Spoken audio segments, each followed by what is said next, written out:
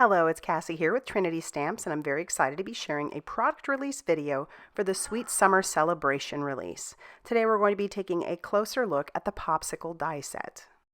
The Popsicle die set contains 8 dies to create a fun popsicle. Assembled popsicle measures approximately 5.3 inches to 6 inches tall depending on how much of the popsicle stick you choose to show, and is 2.6 inches wide.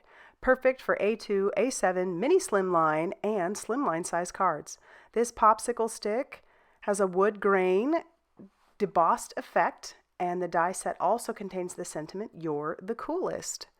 And you can even use those words and little letters separately if you'd like.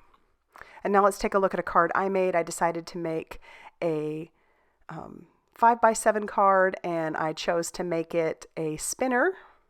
So take a look at that. This was one of those images that made it a little bit easier to make a spinner, and I thought that was super fun. So now let's take a look at some of the other projects that the rest of the design team has made. And be sure to check out all that Trinity Stamps has going on over on their blog, Facebook page, and Instagram for more crafty inspiration. Thanks for stopping by, and I hope you have a great day.